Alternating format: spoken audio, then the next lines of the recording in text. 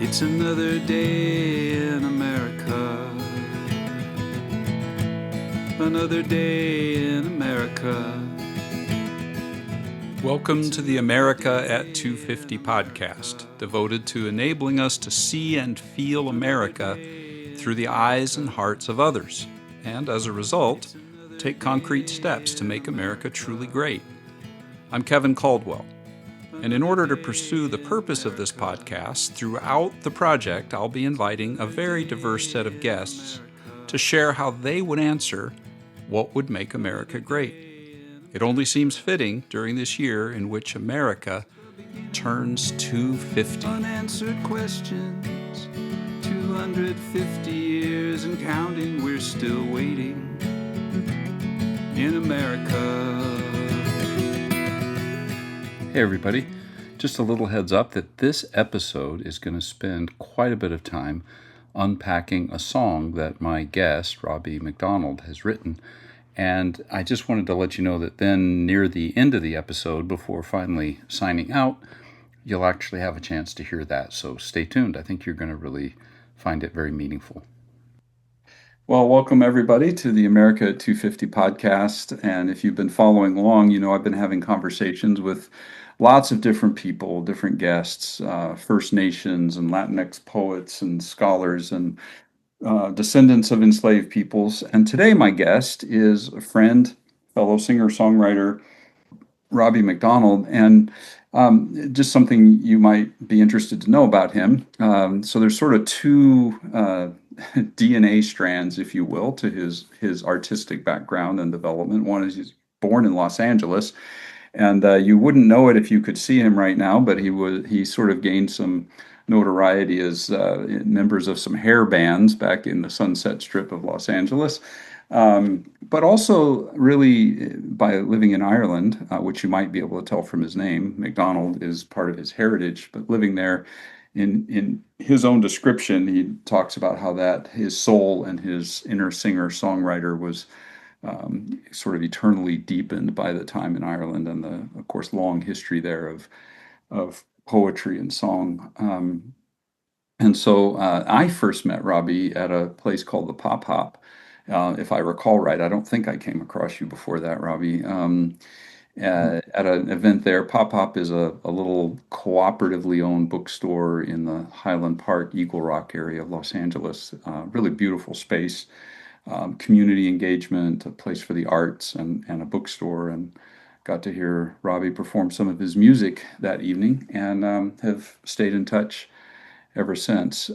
Robbie, welcome. Glad you're here. Thank you, Kevin. It's good to be here. And if there's something else you would want to just sort of highlight for our listeners that might give them a little fuller picture of who you are than I just gave, feel free to add a few things. Really glad you're with us.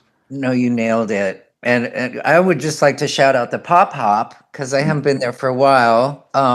It's such a it's a tiny little bookstore. And when I think about it, I've met so many people through that. Jennifer, who's a friend of yours as well. And just Jennifer Arismendi. Mhm. And we have a history too. So it's like Mm-hmm.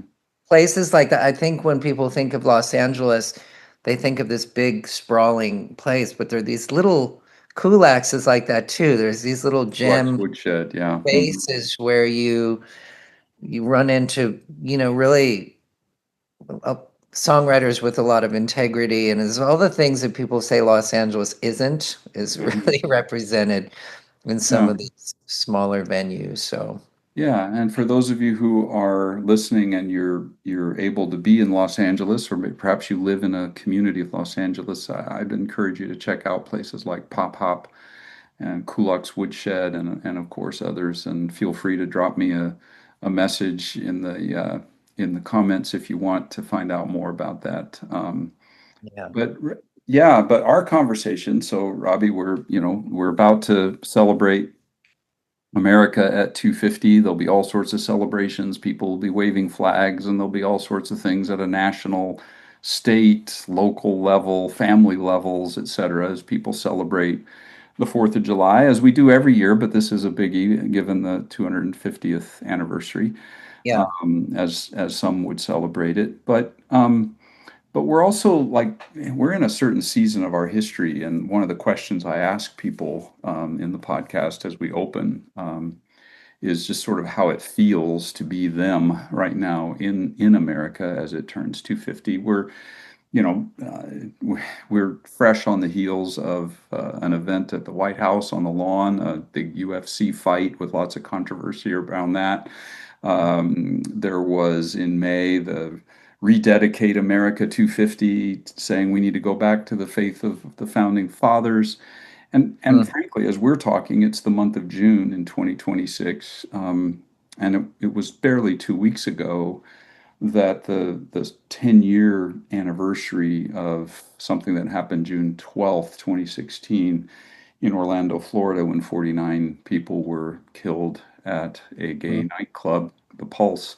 Um, and we're also coming up on at the end of June in commemoration of what some called the Stonewall Riots, what Stormy Mhm. DeLarvery called the Stonewall Rebellion.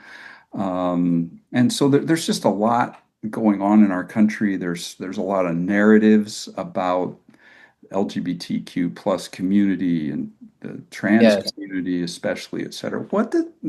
What's it feel like as America gets ready to have this big celebration of how great we are? What's it feel like to you personally? I'm not asking you to speak for a community, but just Robbie McDonald. Yeah. What's it feel like? What does it feel like? So I think like a lot of us, like I'm trying to keep my sanity and stay grounded. Mm, Because there's so much negative stuff going on. And I think that is created by, you know, the powers that be. I don't even want to mention his name, but like the division has never, it seems like we've never been more divided. mm, And mm, that is a manufactured state that has been created. So what it feels like personally, and I'm speaking from the perspective of the bubble of Los Angeles, sure. it's like, Yeah, you can only speak from your situation and where you are. So, well, and then I see what's happening in other parts of the world and yeah. how civil rights are just being eroded Hmm. everywhere and conservatism is kind of not just taking over America, but there's other like Europe and Yeah. um, Italy has a conservative kind of government that's kind of, I don't know, I'm Hmm. hearing a Hmm. lot of anti-LGBT rhetoric around the world. Yeah. Um, but I believe that that is a backlash to the fact that compared to when I kind of came up in the 80s, it's like we really do have a lot more rights and acceptance than we did then. In Sure. Los Angeles, a friend was asking me recently, well, how is it different in Los Angeles? And like there were gay bashings in my neighborhood when I Mm, was mm, growing mm. up. And um, that seems to be like when I think about like in high school, there was one guy who was out as bisexual. Okay. And And that would I have been can't think, what decade? Not to ask you to reveal your age. so the 80s. Okay, in the 80s Yeah. in high school. And Okay. even though at the same time there was like Bronski Beat and like, Freddie Mercury, who was Mm, out-ish, yeah. we were aware that there were gay people and the Mm, androgynous thing was kind of a cool fashion statement and mm. David whatnot. But Bowie was kind of yeah, rocked the and androgyny. gender bending, like Sweet and like, those kind of bands. But it's not like today where I think it Mm, appears that in high school you can be non-binary and people will be like, that's cool. It'd be kind of uncool, at least in Los Angeles, I think the younger generation, like if you're kind of homophobic or transphobic or like it would just be like, oh, come on, you're not cool. Like yeah. in a sense, there is acceptance, but I think what we're At least experiencing, on a much broader scale, right? Yeah. Not yes, universal, but yeah. yeah, locally, and then I, Hmm. I think it's just. the awareness is there, and that's where the backlash comes from. I think Yeah. because we're getting more acceptance, there's invariably going to be a backlash, and that's what Right. we're experiencing. Yeah. Especially the trans community is just uh, Mm-hmm. Mm-hmm. really the scapegoat that is, and that's why I think in terms of the broader LGBTQIA umbrella, our trans um, any trans person needs our support right now. So this is where the energy needs to be focused. Mm-hmm. So I think what I'm experiencing now is that we really have it's kind of a call to arms in a way. And I don't mean literal Yeah, arms. you don't mean violence, I but don't mean yeah, yeah, violence, yeah. but But I mean action. Hmm. we need to help. Yeah, yeah, So yeah, I think that I do feel that this is just a pivotal moment, hmm, and we need to find a way to fight back against what's happening. But it is about embracing, I think it's about changing hearts and minds of the people who are uh, kind of exercising hatred in our direction, because it's yeah. just that they don't understand. They don't have. Um, they're drinking the Kool-Aid of what the media, well, depending on what media they're Yeah, watching. yeah. Well, and I've always heard an adage that's helpful to me in interpersonal relationships, but I think it has a sort of communal psychological application as well, which is behind the anger, look for the pain. And Mm, it doesn't necessarily mean the pain is justifies whatever the anger is doing. But and I wonder with the anti-immigration rhetoric and the yeah. the transphobia in particular, and I think you called that out well. It's a general phobia of anybody divergent in any way, Mm, culturally, genderly, however we want to put it. But there's a fear and anger there that to be honest, and this isn't a episode about this, but I think actually kind of goes all the way back in our history to the failure of Reconstruction and poor whites in the mm, South who felt, yeah. angry at how they were being treated. I think there is still this kind of mentality, Hmm. and this anger, but behind it is this pain of feeling, rightly or wrongly, justified or not, Yeah. um, I'm being invaded, literally, or, in my space, I'm somehow being displaced. I feel threatened. I feel insecure. And Right. again, I'm not justifying that. I'm just saying I think there is something in there, and the Where it's coming backlash that I from. think you're referring to Yeah. seems to me to come out of some of that. I can't prove it. That's just kind of my sense. I mean, it does baffle me. I mean, the trans community is a very small subset of, I Right. mean, So what's the what are big? trans people Yeah. stealing from anybody? They're just trying to, I mean, life, liberty, and the pursuit of happiness. Like, Yes. I mean, they're just trying to live a happy life, and Yeah. so I think it's become this focused kind of group that people are like, let's focus all our hatred there, Mhm. and that is a way of dividing us. And then Yeah. I think I don't, I don't really understand where it's coming from. And you Yeah. know how they say like a little bit of knowledge is the most dangerous thing? Like Yeah. people don't really have knowledge about what it is to be trans. And it's like Mm. I think There's a lot for of me, myth and yeah. I think so. And like to make America great again, as they say, it's like it should just be understanding, just like Mm, taking the time to understand other mhm. the other. And I think Yeah. that Yeah.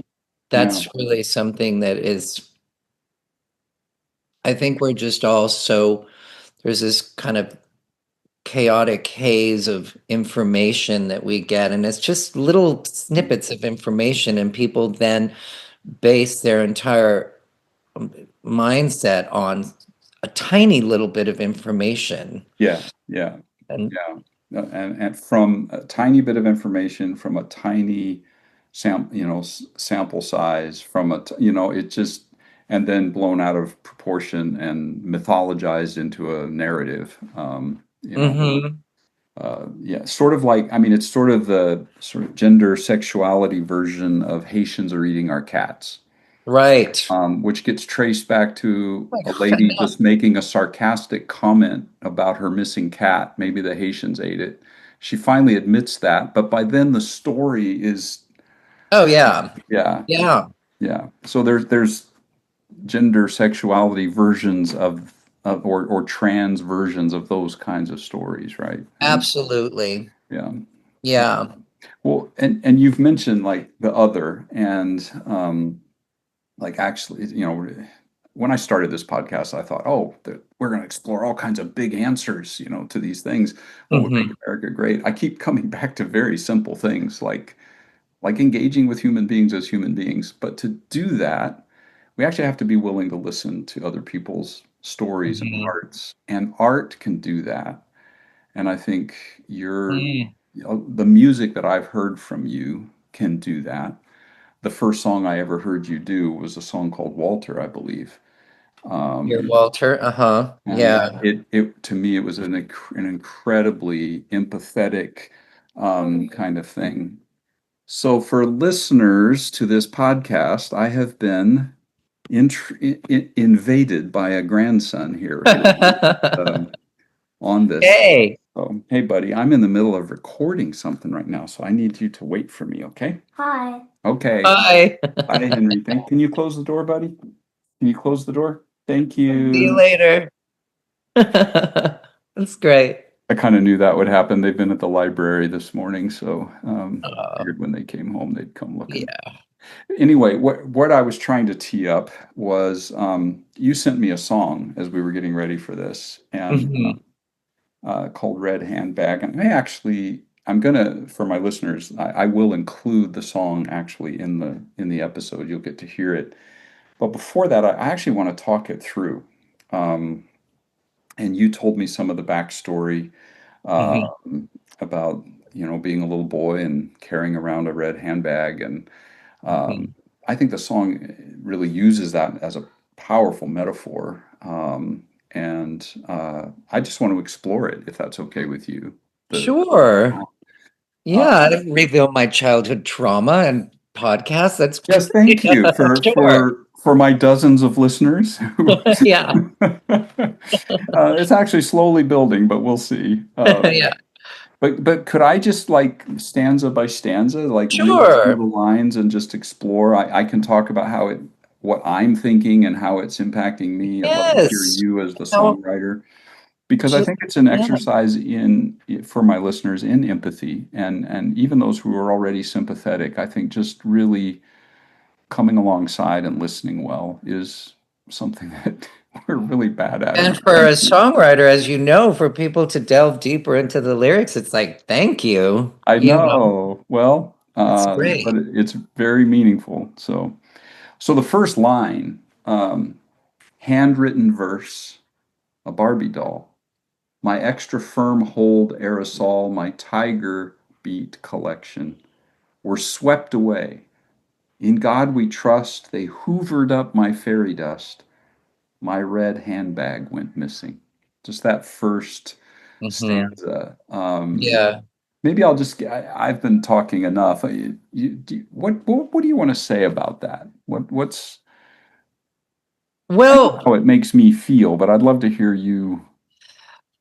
I mean, so there is artistic license in God we trust. Like my parents were, like, we were Catholic, and we were, you know how they say there's Roman Catholic and then there's Irish Catholic?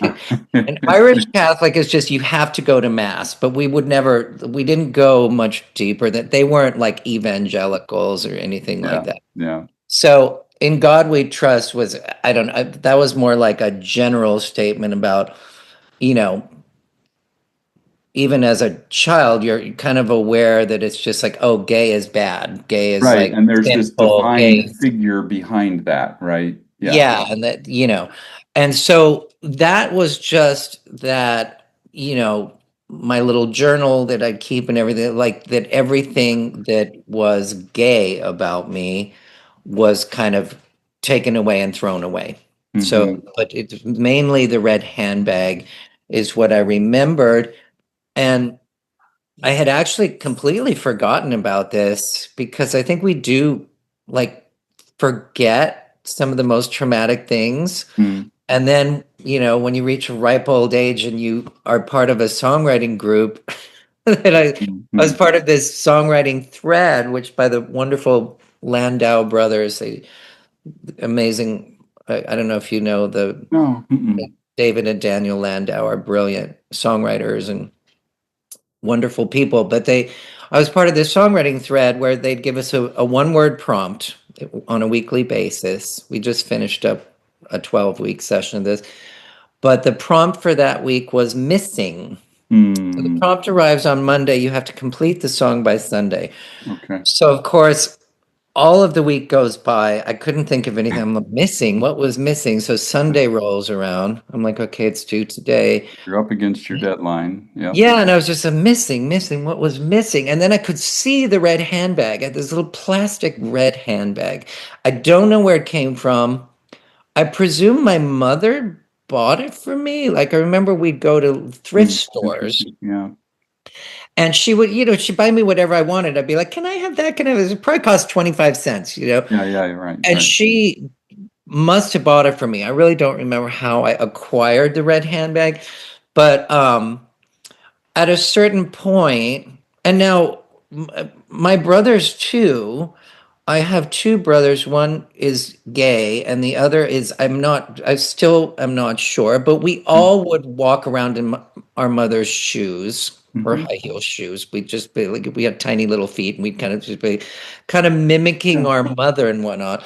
So I think it was just something we did, and I'm not a parent. I can't speak to what is the correct way to raise children, but I do believe you can't change anything. Yeah. You could do a whole other podcast on conversion therapy, but it Yeah. doesn't work. Yeah. But at some point, all of these things disappeared. So the red Mhm. handbag Mm. disappeared. And I Mm. remember, Yeah, and these things are more than just these things. It's not just the handwritten verse, the Barbie doll, the aerosol, the Tiger Beat collection, and the purse. There's you talk about they hoovered up my fairy dust, which it's kind of like, yeah, take the gay away. disappeared, like just being, Yeah, and I'm using disappeared as a verb here. That just let's right. disappear this. Yeah, Yeah.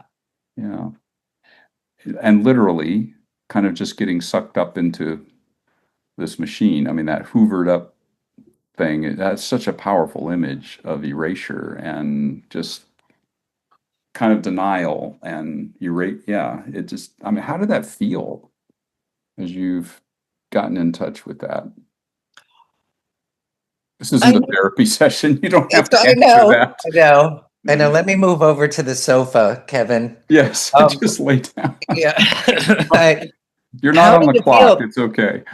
Yeah. So that's the thing about remembering Yeah. is I don't remember. Okay. I remember specific things. I remember looking through the ivy in front of our house to try to find the bag. And I remember some kind of feeling of loss. It's just like if I could only find that bag. And so maybe I'm not a therapist, but Mm. um, trying to reclaim who I am or who I was, who I still Yeah, am. It's just that's what the bags seem to represent for me as I worked with this. Metaphorically, it's like something about that identity and yourself, your selfness. right. They're trying to take away something. Yeah. Hmm. So, and not to badmouth my parents, I think they were doing what they I don't sense probably that. thought Yeah. was the right thing. Just like this isn't right. He can't be. What's he going to do? Carry the bag to school, or like Right. I didn't apparently. I think I just carried the bag around the house, and I don't think I brought it to school. Right. Like, what grade are you in when you're 8? Like second grade? Something like that. Yeah. I don't know. I have my own trauma that has erased those years. So, but Right. I'm protecting myself by focusing on yours. So, yeah. Yeah. And my sense is, quite honestly, the the most profound response to this song when I play it has been from trans and non-binary Mm, people. I think that all, not all, but I think gays and lesbians probably, like we had things that to our parents seemed inappropriate for our gender. right. And they probably tried to, hoover it away so Yeah. that we would Paint it be, over. that I would be a man, like I would not Right. be a woman. Whatever that is. Yeah. So the struggle is, there is some congruence between gender identity and sexual orientation. I think there's more in common than people often, I think some people within the gay community are just kind of, well, it's not our struggle, it's not the same struggle, but it is the same struggle. Like Mm. it's very similar. It's about Referring accepting. especially to trans. Yeah. Absolutely. um that there are powers that be that are just, they just want to change who we are, and it's just like Mhm. a child is a, you know it's just they're so true and honest and authentic, and it's just like i I don't know. I think parenting advice changes over time, and it's always Right. changing. And no matter what you do, your kids are probably going to resent you. But um, Yeah. I do believe it's misguided to be like, okay, well, try to sway them toward a certain gender or sexual Yeah. expression. I don't think it works. Yeah. It's an art form, I think, for parents to kind of discern and notice who is my child in their essence, their Right. unchangeable nature of their personality, their being, and their sense of self, and to not try to change that, and to actually nurture and nourish that, and while also trying to say, okay, but don't hit your brother, and don't, I mean, those behavioral Yeah. kind of I mean, things, but that's guidance. different than identity level stuff. Yeah. And I see where it's coming from. I mean, they want to guide you to have as little amount of pain in life as possible. And Right. especially in the past, it was like, oh, being a gay man, you'll end up, lonely and Right. like Right. Right. it's the most lonely, horrible existence you can imagine. I remember like that's what people would say. Um, and it's so not true. I mean, we have a blast. Are you kidding? Have you been to Pride? Um, like that's Yeah. a myth. But I think where parents are coming from is they want to help their child have the best life Yeah. possible. Yeah. And there are exceptions. I think some parents are abusive, and when it comes to Yes, my that's parents right. weren't Yeah. like that. Yeah. Yeah. But I think they wanted to change the Mhm. trajectory of what they were seeing Yeah. for Well, my own good in their mind. right. Yeah. Yeah. I know, and that takes a lot on your part, I think, to kind of come back and say, okay, I'm trying to sort of put myself in their position, which is what I'm asking my listeners to do with all my different guests and what all of them Mm, represent, in terms of the Kodachrome nature of humanity. yeah. Putting ourselves in the position of another person and trying to, without, it doesn't mean excusing everything, but just being empathetic and compassionate. Yeah, Just, that their intentions were good. Like it wasn't, I mean, it was traumatic, but they thought it was for my own good, in yeah. quotes. Like, you know, Well, the next, actually is sort of the concluding yeah, portion of we'll be this. here all day if I take this long on each line. That's all right. And so then that you go on from my red handbag went missing. That's the first time the handbag is mentioned in the song. It comes back, Yeah. of course. But I combed through my blonde curls, pasted up my dreams from magazines with diamonds and furs, and decided, and I love this line, decided in some gentle way that the lesson that day was save another world. What's that other world that you made this gentle decision to So, there's some kind of redirection going on here. right. So I also was, you know, a superhero in my mind. And like, I don't think I had a cape, but I did Mhm, on some level feel like I was gonna save the world. And it was just like in playtime kind of way, mhm, which probably seems like a very little boy sort of thing to do. But so I had that aspect.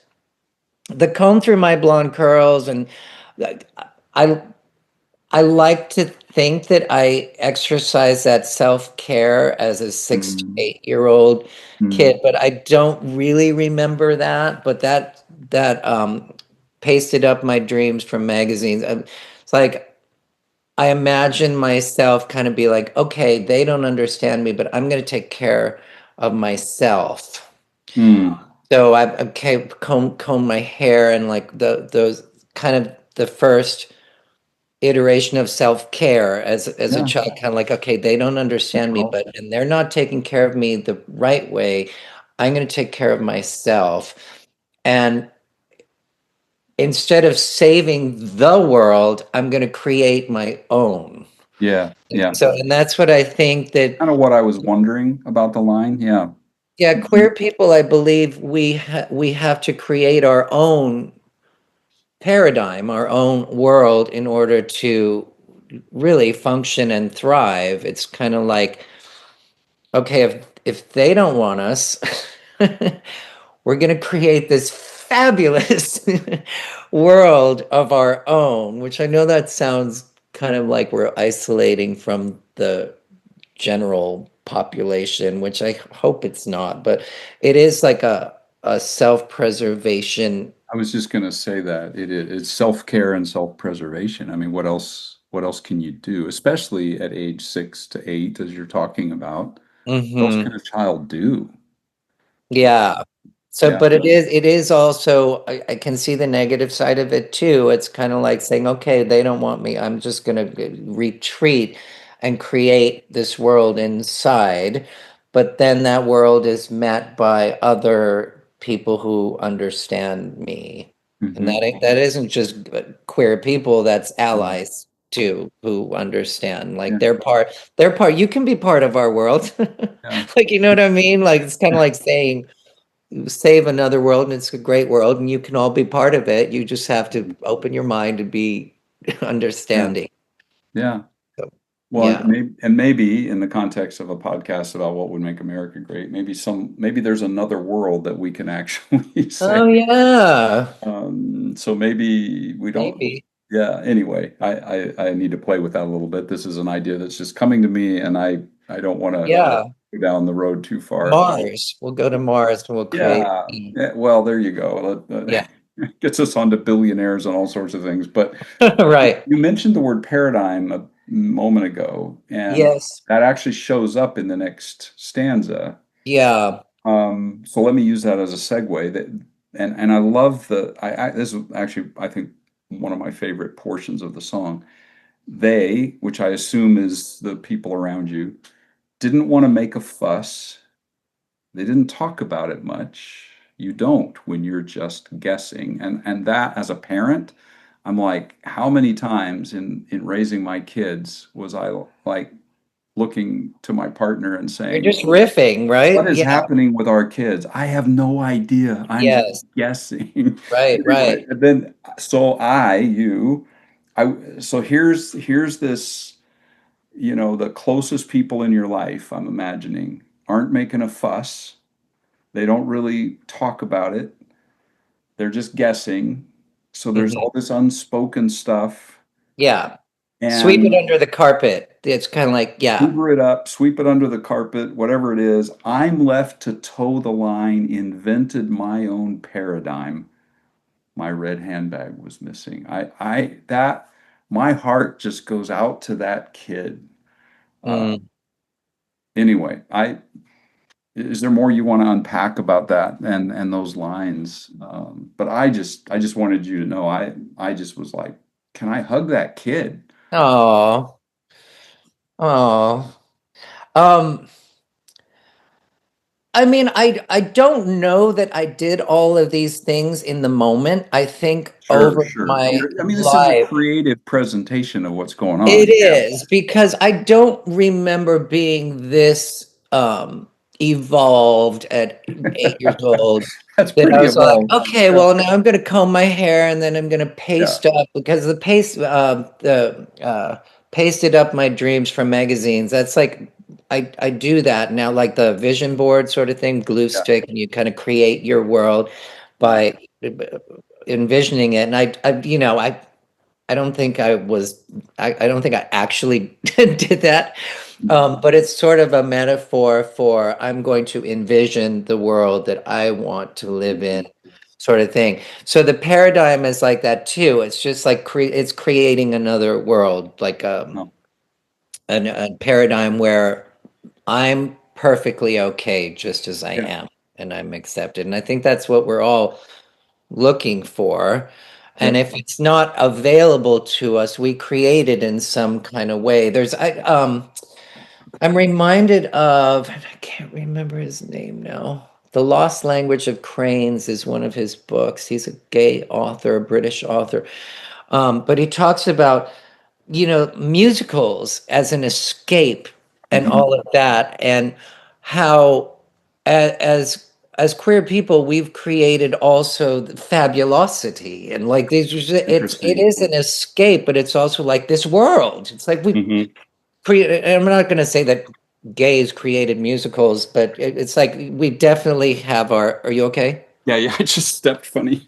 Yeah. But it's like, um, For our listeners, Kevin just had to get up out of his chair to give way to he stepped on a granddaughter to Lego. take a nap because I was in the napping room, Oh. and now I'm back. So anyway, there's a lot going on in this podcast that is real life. So There continue, is. please. Yeah. Don't step on a Lego. No, Um, exactly.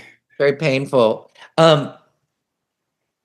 Y- uh, so he talks about how escapism, entertainment, Mm, drag, possibly, like uh, it's a way of creating a world of mhm. acceptance in some respect, and I think that's what I was Yeah. alluding to is that I kind of switched something in my mind, and so Well, the paradigm is that. I think what I want to hit on there, just for our listeners, is it might be easy to be listening to this and thinking of sort of empathy for Robbie specifically, or for maybe even people you're thinking of now Yeah. in your life. But this whole issue of paradigms is I mean, a paradigm is a way of interpreting things. Hmm. A paradigm interprets the world for us. So if you have a paradigm that the world is flat, for example, you interpret things a certain way, to be kind of ridiculous. Well, it is, Kevin. Yeah. World is. No. Well, that's all. We might need to do another podcast on this, but Right. make America great by convincing everybody the world is flat. And we didn't go to the moon, and etc. So Right. anyway, I'll take off my aluminum cap now. Um, Yeah. the but I think one of the things for making America great is going to be paradigm shifts in some of these areas. Mm, Paradigm shifts about how we think of the other, whether right. that's um, immigrants, whether it's the poor or unhoused people, uh, Yeah. descendants of enslaved peoples, Latinx people in our midst, and the Mhm. LGBTQ plus community. What's our paradigm of these things? And we all also, in revisiting our own trauma, end up making our own paradigms, and some of those serve us well for a while. Mm. And eventually, as we get older, maybe we all have had to look and say, you know what? I need a whole different way to look at life. And it might have nothing to do with gender, sexuality, or even making America great, but just Well, yeah, survival. you just made me think about this. Like feel like I want to move beyond the paradigm. Like Mm, that mm, in creating a paradigm of, so West Hollywood, for instance, it's like, okay, I could go to West Hollywood all the time and be, you know, well, not necessarily safe actually, right, um, right. but when friends say, "Hey, let's go out," it's with my gay friend. It's always to a gay bar. I'm like, why does it have to be a gay bar? Don't we want to just go out and meet everybody? And like, and so sometimes we make a conscious effort of, it's like, let's not go to a gay bar. Let's just go to a bar, and then we invariably have a really great time. We even get Yeah, hit on. but but like, I think that moving beyond kind of just creating this kind of insular group of the other that I am, is I think we can go further by just, and beautiful. hopefully finding the acceptance, and or maybe not acceptance, but conversation. And like, and this is kind of more powerful because then we're being open, and then other people will be like, hey, you're a couple of gay guys, what are you doing at, this Yeah, gastro pub? Like, like, I don't know, like, um yeah, yeah. so Well, and I think Erica. one of the themes that weaves through this whole song, one of the sort of emotional textures, if you will, that I find in the whole song is that there's a gentleness and a tenderness um, towards yourself, or even if the take the I is Robbie out of it, there the subject of the song, Hmm. singing and speaking, is expressing a tenderness towards themselves and their situation, and in some ways their world. And that continues. I searched throughout the land. Then I took a beat, a pause, I assume, caressed my feet and porcelain hands, and decided in some gentle way that the lesson that day was save another world. There's that caressing of my feet and porcelain hands. Caressing is a very tender word. It's not just Mm. um, massaging, for example. And there's just a lot of that tenderness in here that really comes through. Very powerful. Thank you.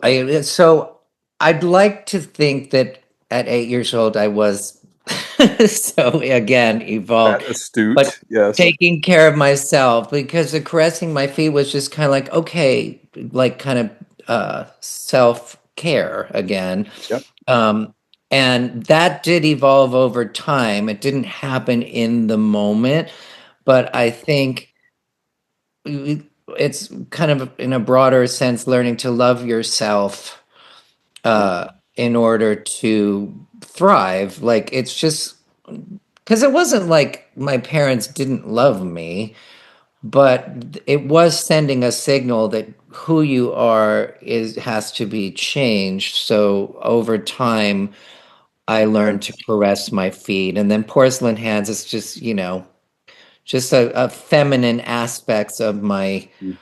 male self. Like, just I learned to sort of take care of myself. Yeah. And that comes through. And I think, there's the adage that, hurt people, Mm, abuse people. But I think loved people can love people. And sometimes we're mhm. the ones who have to love ourselves. Oh, yeah, And that's that true. and that can change how we then treat others. And I see that. So Mm. yeah. In fact, you at one of our events that you came and shared music at, you introduced a song, and I don't remember now the song. I remember your introduction to it, but you talked about, looking in the mirror and Louise saying, "I love A.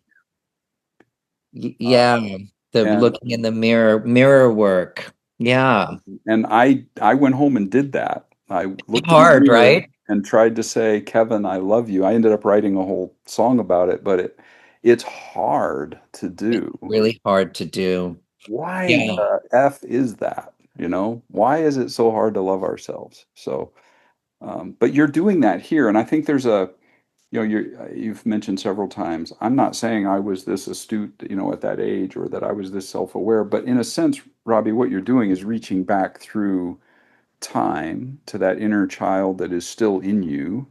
hmm Your old Robbie is still sitting here in this conversation. hmm And you're kind of doing that for yourself, which is really Yeah, beautiful. It's really beautiful, and it'll change. It changes how you treat other people. So I hope so. yeah, well, Yeah, my experience, yeah, yeah.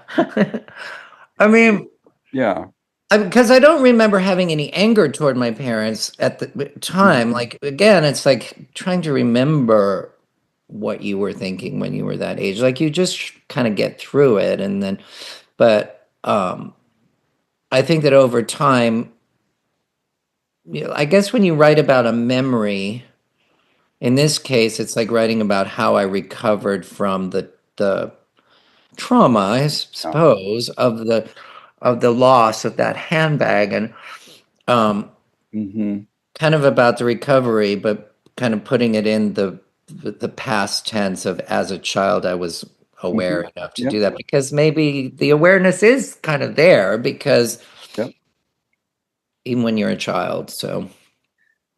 and that theme continues. I handled me with care Hmm.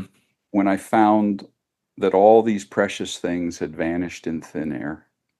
I decided in my gentle way that the lesson that day was save another world. Um, Hmm. I handled me with care, and yeah, I just such a beautiful line. It's just this kind of it's riddled this song with beautiful lines, and I really appreciate it. Thank you, Kevin. I Yeah, appreciate that very much. yeah, Yeah. and I think it's an example. I think of again, I think the way art and poetry and literature and good film and songs can actually invite us Hmm. to experience things that we might not normally. And so maybe to make America great, we need more songs like this, and more people to hear them and actually like engage with their. Yeah. I mean, it's true. If you can, I believe that we could talk to the worst bigot. Maybe I'm rose-colored glasses here in the bubble, but like there is some show that I saw where they'll take two very diverse people. Like Mm, I saw one with a trans person and some evangelical Christian, and they just kind of talk to each other, and and by the end they're hugging each other, and they're like, "Well, I never really met a trans person. I didn't think you'd be like such a articulate, intelligent, wonderful feeling yeah, person." And the right, same for the trans person. Says, well, you're not so bad. Like it's just you just didn't really meet anybody like me before. So it's just more of that. right. We really need a whole lot more of that. I know Judy Woodruff on PBS does Crossroads, where she talks to people from the proverbial other different sides of the aisle. Mhm. But I think I'd like to see more of that. Well, it kind of gets back to, I think, something you said early in this interview, and what we're going to start winding ourselves down and getting ready for what will be next in our second conversation. But you said earlier that we're more divided than ever, and that is kind Yeah, of an intentional construct that's happening. Um, device. and Yeah, and I device do or see it a lot on divisiveness. Yeah. from the administration and their kind of chosen preferences for how they handle communication and all sorts of things.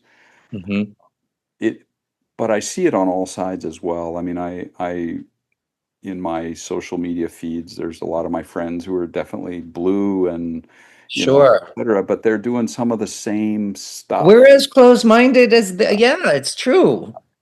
We're Uh, doing the same thing. yeah, and so what I've tried to communicate sometimes is like, if the if if hate on the right side wins, we're still left with hate, Right. and whatever the right side might be, right? But yeah, and so I think Might be the left side. exactly. So what I'm hoping for from like our conversation today, I think for whoever will listen, I think the invitation is to allow ourselves to feel from as much as we can, imaginatively putting ourselves in the skin and flesh and bone and emotions of another person, and actually trying to feel what's life like for them. Right. Yeah. And I think that's red and blue. Like I've tried to do that with our president. I have actually tried to what would it feel like to be that guy? Ugh. And That's I know, me no, too. sorry. I know, It's me like too. hard to imagine. And yes, and I have all those feelings, but I think the attempt itself, in my naive way of looking at the world, might be a little butterfly effect that maybe could change our atmosphere. At least it helps me, even though I'm not claiming success.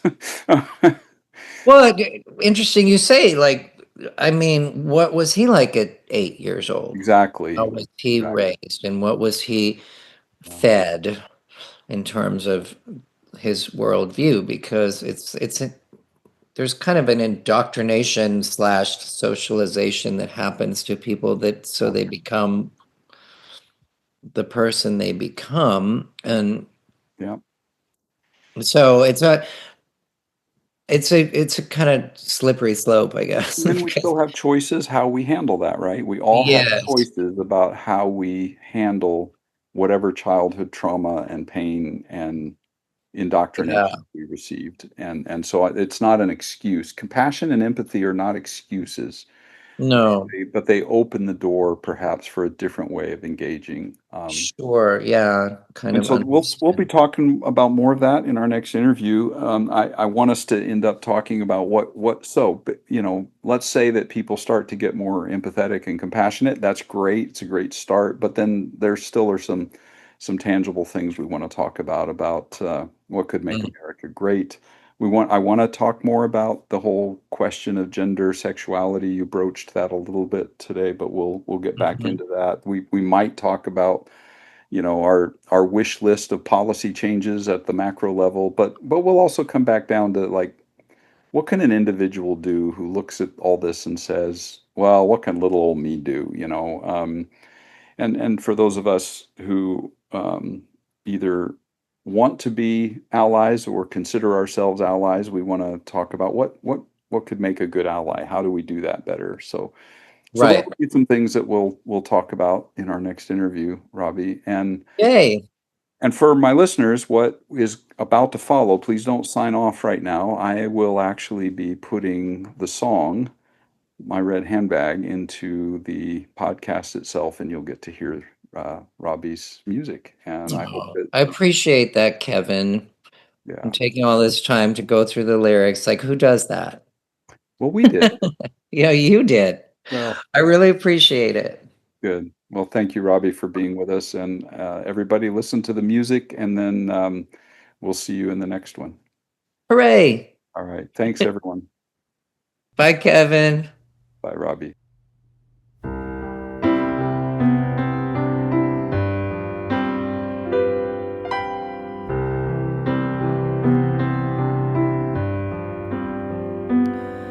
Handwritten verse, a Barbie doll, my extra firm hold aerosol, my tiger beat collection was swept away. In God we trust. They hoovered up my fairy dust. My red handbag went missing,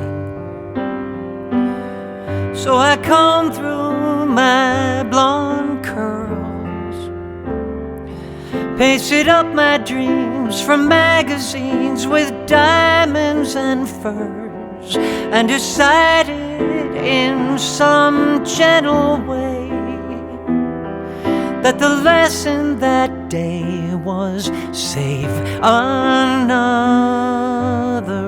world.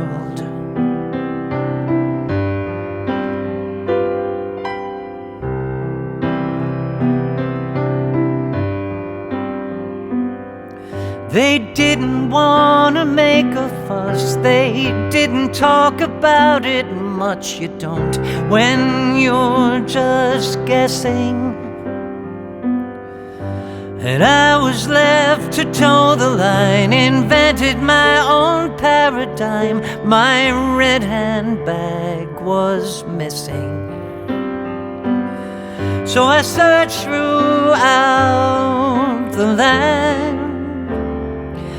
Then I took a beat, caressed my feet and porcelain hands, and decided in some gentle way that the lesson that day was save another